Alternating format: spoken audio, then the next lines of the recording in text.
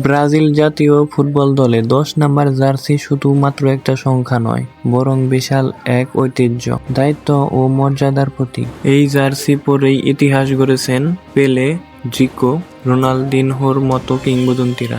এরপর দলীয় শ্রেষ্ঠত্বের মর্যাদা অন্যতম এই জার্সিটি ওঠে নেইমারের গায়ে। ব্রাজিল দলে লম্বা সময় ধরে 10 নাম্বার জার্সি পরে খেলেছেন নেইমার। তবে 2023 সালের অক্টোবরে উরুগুয়ের বিপক্ষে ম্যাচে গুরুতর চোট পাওয়ার পর তিনি মাঠের বাইরে চলে যান।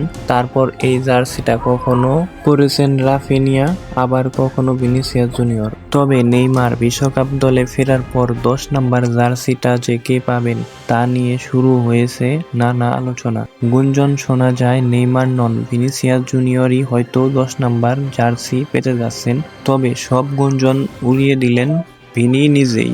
রিয়াল মাদ্রিদের এই উইঙ্গার বলেছেন, এই 10 নাম্বার জার্সি আমার কাছে বিশেষ কিছু নয়, বরং এটি নেইমারের প্রাপ্য।